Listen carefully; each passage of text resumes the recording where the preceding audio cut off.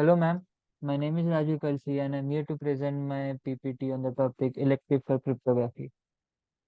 So, here we begin. These are the points that we will be discussing in this PPT, or what is cryptography, public key cryptography, what is elective cryptography, what is elective curve, and the advantages and disadvantages of ECC. Let's talk about what is cryptography. Cryptography is a technique of securing information and communication through uses of codes so that only those persons for whom the information is intended can understand it and process it. It has several features such as confidentiality, integrity, non-repudiation, and authenticity. It has two types of cryptography. One is private key cryptography and another is public key cryptography. So let's see what is private key cryptography. So private key cryptography uses a single key, secret key for encryption and decryption. Both the sender and the recipient shares this key, requiring secure management. It offers encryption for securing communication within trusted environments only. So if the keys are being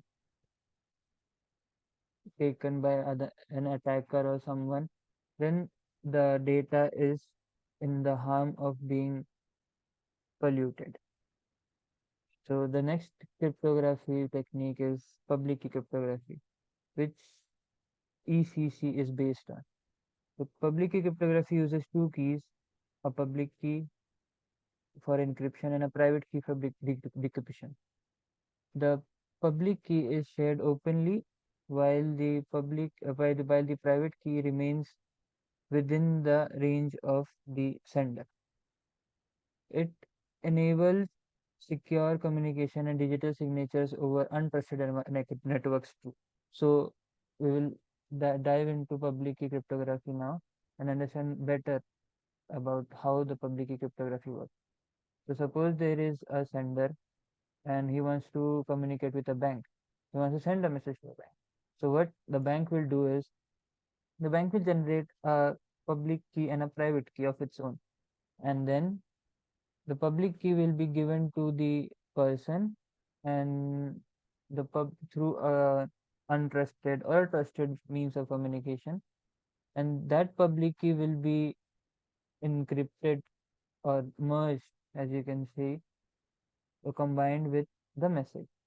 And after the combination, a encrypted message will be generated, which will be given to the bank. And that bank will decrypt this message using its own private key to get the original message. And suppose there is a eavesdropper known as Eve, they will only see the public key and the encrypted message. So the original message is being secured and not being out to the public. And the public key is already public, so there is no harm of sharing of public keys. So this is how a public key cryptography works.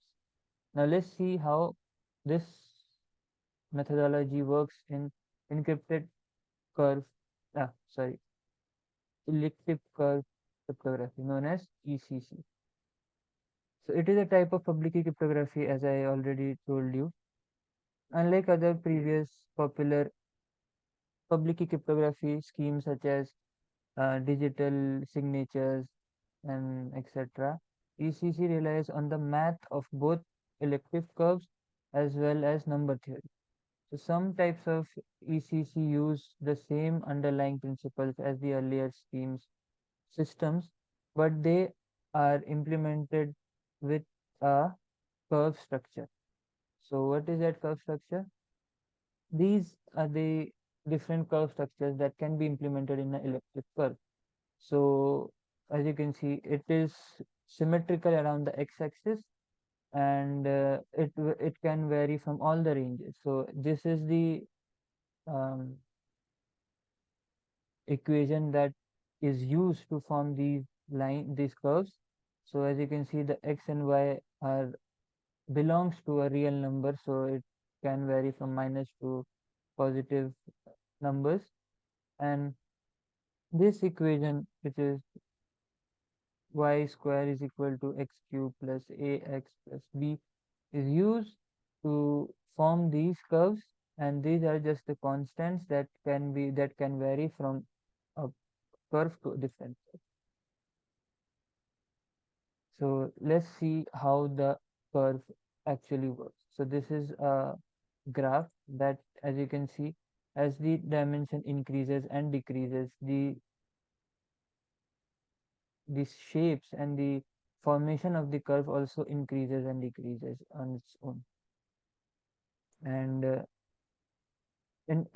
if you want to figure out, suppose that you want to do an addition between the 2 points on the curve, which are p and q, it can be done by forming a straight line between p and q, and the result will be r minus r.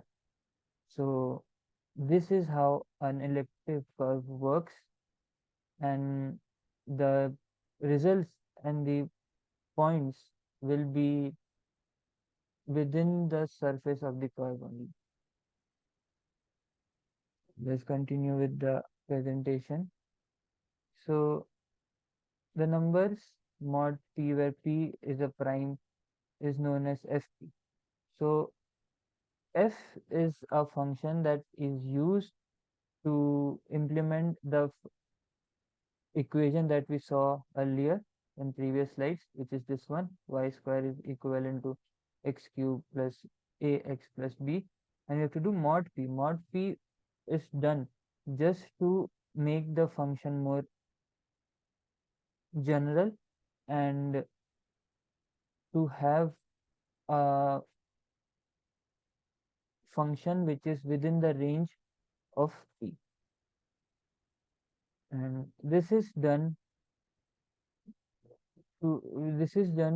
so that the non-zero point of each stage can be generated in a cyclic group. So it won't give a solution which is closer to the infinity. It will give a finite solution only.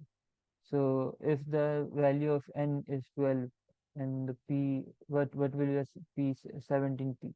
So what we can do is 17p can be added, like 12p plus 5p is equal to 0p plus 5. So yeah, if you add all of this and make us equation, then we can get the required solution. So how all of this helps in cryptography? So as you can see, if Alice and Bob's wants to communicate with each other, and each of them should have their own private and public key. And public key can be formed by multiplying their private key with some kind of um, encrypted data known as QA, and that public key can be shared between the two and make a secret key. And the shared secret key will be like KA of A, KB of B, a Bob, and into P, which is a public one. Now, as you can see, the global variables Q, A, B, G, and are shared between the two people who wants to communicate, Alice and Bob, and the Q is generated. The public key Q is generated and given to Alice, and then a K, random K is generated, where an R is also generated, where it is X mod n. So if R is equal to 0, then it is generated again. If not, then we generate E and S. So after, if S is equal to 0, then again it will go back and generate another R, and then similarly S will be generated, and these R and S are signatures that are given to Alice. Now this generation and the integration of these two are done so that there is a verification between if that particular message is actually sent by Bob to Alice or not, or there has been some tampering with them or not.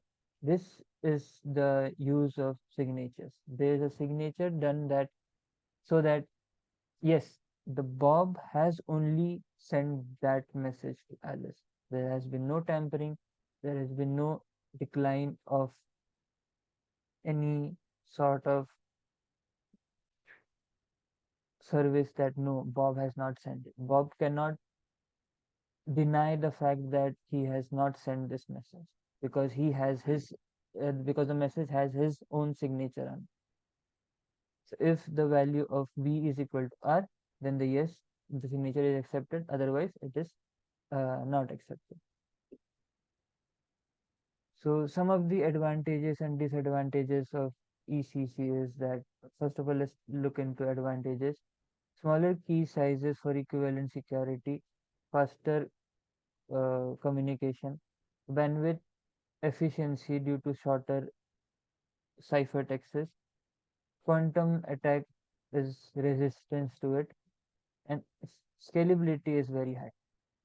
Whereas the disadvantages of ECC is very complex and it's difficult to generate a data out of ECC, and the key management is also very complex. So in conclusion, we can say that ECC presents a very efficient way and secure way of handling the key exchange and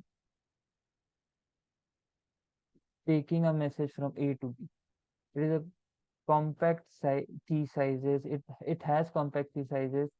Swift communications and resistance to quantum threads, making it a very suitable cryptographic way for modern cryptographic attacks.